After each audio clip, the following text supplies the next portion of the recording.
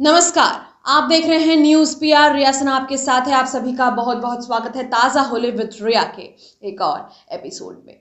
आज हम बात करेंगे एक फ्रीडम फाइटर के बारे में। एक ऐसे फ्रीडम फाइटर जिन्होंने अपने जीवन में सिर्फ संघर्ष ही संघर्ष किए, सादगी से जीवन बिताया और ऐसे लोगों को जिताया जो उनके प्रतिद्वंदी थे। चलिए हम आज बात करने वाले हैं योगेंद्र शुक्ल के बारे में।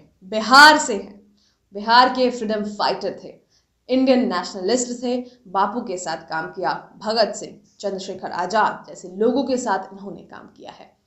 सबसे पहले आपको बताएं कि जीवन के इस महानायक की जीवन की ऐसी ऐसी घटनाएं हैं जो कि अविश्वसनीय दुस्साहसी कारनामों से भरी पड़ी है। चंद्रशेखर आजाद भगत सिंह के अति विश्वासी सेनापति योगेंद्र शुक्ल के आंतरिक जीवट और शारीरिक शक्ति कूट कूट कर भरी पड़ी थी। आगरा कैंट के आगे पूरी रफ्तार से चलती ट्रेन से कूद जाने का वाकया हो, उसके अलावा सोनपुर पुल से उफनती नारायणी में छलांग लगाने का वाकया हो, या फिर हजारीबाग सेंट्रल जेल की अभेद सुरक्षा को तार तार कर दीवार फांद कर लोक नायक जयप्रकाश नारायण सूर्य नारायण सिंह को कांधे पर बिठाकर सैकड़ों मील दूर नेपाल जाने का प्रसंग, ये सब अविश्वसनीय लगता है। अंग्रेजों के लिए आतंक के प्रतीक वैशाली के इस अमर लाल योगेंद्र शुक्ल का जीवन चरित्र अखबारों के पन्नों में नहीं समेटा जा सकता, या फिर एक वीडियो के माध्यम से उनकी पूरी कहानी, उनकी पूरी संघर्ष में बयां नहीं कर सकती। चलिए जानते हैं इनकी कहानी। ये महज एक किताबों के मोहताज नहीं है, महज एक वीडियो के मोहताज नहीं है। ये रेस्पेक्ट डिजर्व करते हैं, वो रेस्पेक्ट जो आज तक इन्हें नहीं मिला, क्योंकि हम सबको तो इनके बारे में पता ही नहीं था। आपको आज हम बताएंगे इनकी कहानी। इनका जन्म 30 अक्टूबर 1898 में हुआ और विजयदशमी के दिन हुआ था, इसीलिए ये इतने संघर्षरत रहे। इसके अलावा इनके अंदर जो हिम्मत थी, जो सहन शक्ति थी, वो हमें देखने को मिली। इसके अलावा आपको बताएं कि माँ बाप के इकलौते लाडले थे। इनके अंकल, इनके चाचा जी ने इन्हें कॉलेज भेजा, बीबी कॉलेज भेजा, मुजफ्फरपुर में इनका दाखिला करवाया ताकि ये पढ़ सकें। इसके अलावा आपको बताएं कि इनकी माँ बचपन में ही गुजर गई थी, फिर भी इतने मेहनती थे, इतने कड़े थे। साथ ही साथ आपको यह बताएं कि इनकी माँ नहीं थी और शायद इसलिए भारत माता को इनकी जरूरत थी और भारत माता के लिए इन्होंने अपना जिंदगी न्यौछावर कर दिया। आपको बताएं कि खुदीराम बोस की शहादत का समय था, वो दौर था और उनके दिलो दिमाग पर ये सारी चीजें बैठ गई थी। योगेंद्र शुक्ल ने इसलिए खुदीराम बोस को अपना आदर्श मानकर उनके ही डगर पर चलने का फैसला किया।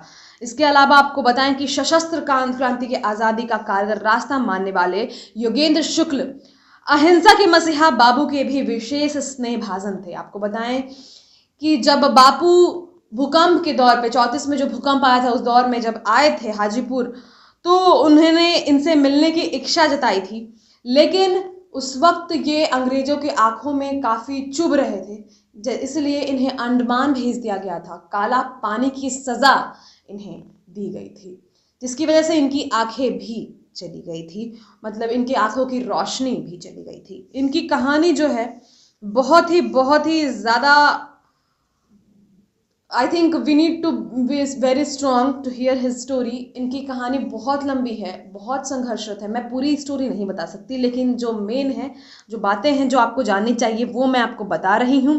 कि साबरमती आश्रम में ये भी थे, और सबसे अहम बात कि इकलौते थे जो प्रार्थना करने नहीं जाते थे, मानते ही नहीं थे। बापू ने इनके लिए कहा कि इसे प्रार्थना करने की ज़रूरत नहीं है, क्योंकि जो प्रार्थना करने के बाद एनर्जी आती है, जो शक्ति मिलती है, वो इसके पास जन्मजात है। योगेंद्र शुक्ल एक बहुत बड़ा नाम हो सकते थे, लेकिन इन्हें वो ओहदा नहीं दिया गया।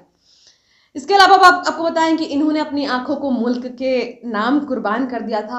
19 नवंबर 1965 को पीएमसीएच में इन्होंने अपनी आखिरी सांस ली। स्वतंत्रता संग्राम के इस महानायक की जीवन की कहानियां अविश्वसनीय है। आपको बताएं कि कोई भी किताब कम पड़ेगी और इसके अलावा मैं और जानकारी आपको दे दूं तो संवेदनशील लोगों को इस बात का मलाल है कि सत्ताधारियों को बड़ी देर से इस महापुरुष की याद आई और यहाँ की जनता ने तो कृतघ्नता की हद पार कर दी थी।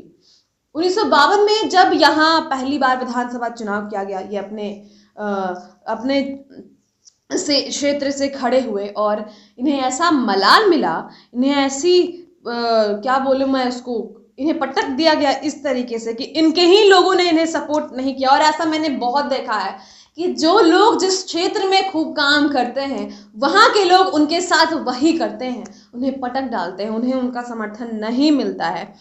और यहाँ के खड़े हुए थे मगर उनके ही धरती के लोगों ने जमानत बचाने लायक तक उन्हें नहीं समझा और उनकी जमानत जब्त हो गई।